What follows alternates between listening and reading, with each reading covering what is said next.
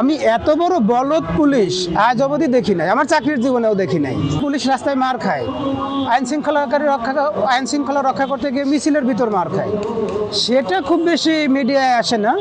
Police একটা sound grenade মারছে, police একটা ফাঁকা গুলি করছে, সেটা খুব ইসে চলে আসে। প্রত্যেকটা আক্রমণের ধরন ভিন্ন ভিন্ন, এবং এটা ভেবে অবাক লাগতেছে যে 7.62 ক্যালিভারের যে পিস্তলটা ব্যবহার করা হয়েছে, আমি পুলিশে থাকতে জানতাম যে 7.62 মেড ইন চায়না এটা ব্যবহার করে পুলিশে।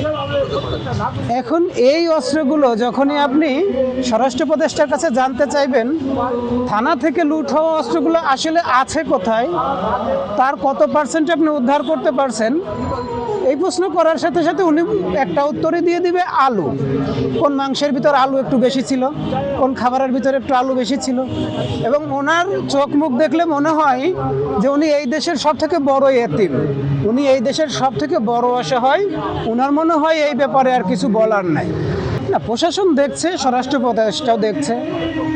প্রশাসনকে ঢেলে সাজাতে গিয়ে প্রশাসনকে যে কাজটা করেছে, প্রশাসনের হাত থেকে অস্ত্রটা তুলে নিয়ে তাদের আত্মরক্ষার ব্যক্তিগত অধিকারটা নষ্ট করে দিয়েছে। আপনারা দেখেন, পুলিশ রাস্তায় মার খায়, আইন শৃঙ্খলা রক্ষা করতে গিয়ে মিছিলের ভিতর মার খায়, সেটা খুব বেশি মিডিয়ায় আসে না। পুলিশ একটা সাউন্ড গ্রেনেড মারছে, পুলিশ একটা ফাঁকা গুলি করছে, সেটা খুব ইসে চলে আসে। ওসমান হাদি ভাইয়ের উপর যে আক্রমণটা হলো, সেটাকে মব না বলে হসপিটালের গেটে কাকে ভুয়া বলে দুধ্বনি দেওয়া হলো, সেটা মব, এবং তার জন্য বাংলাদেশের জনতাকে সাবধান করা হচ্ছে। তার মানে বোঝাই যাচ্ছে, আমি কাউকে ইন্ডিকেট করতে চাচ্ছি না, আমি শুধু আইন শৃঙ্খলা রক্ষাকারী বাহিনীর কাছে শুধু আপনাদের মাধ্যমে এই মেসেজটা দিয়ে দিতে চাচ্ছি। আপনারা ইচ্ছে করলেই তাৎক্ষণিক সময়ে পিও ভিজিট করতে পারতেন, তাৎক্ষণিক সময় আপনারা সিসি ক্যামেরার ফুটেজগুলো নিতে পারতেন।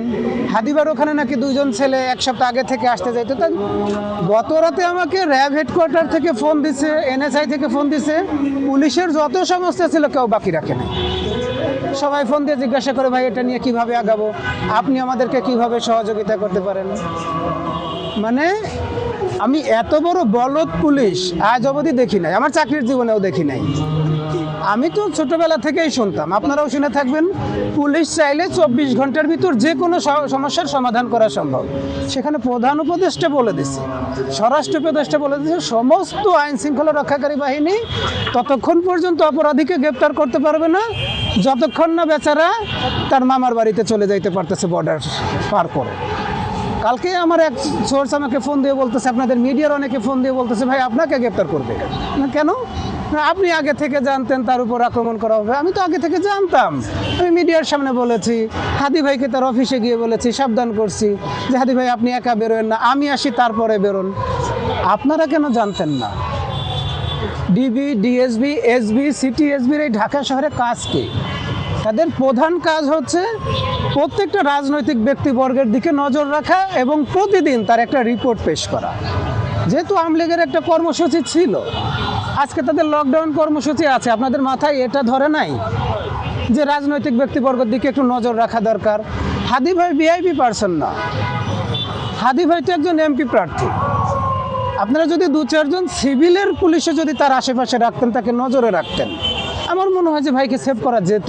আপনারা মনে হয় পারতেন, একটু অ্যালার্ট করলেও পারতেন। আপনারা যখন অপরাধীকে সুবিধা দিতে চান, আপনারা যখন এর ভিতরে কে আছে, গভীরে কে আছে, পিছনে কে আছে, তাদেরকে যখন সুবিধা দিতে চান, তখন আমাদেরকে গ্রেপ্তার করা, আমার মতো মানুষকে গ্রেপ্তার করা বাধ্যতামূলক হয়ে পড়ে।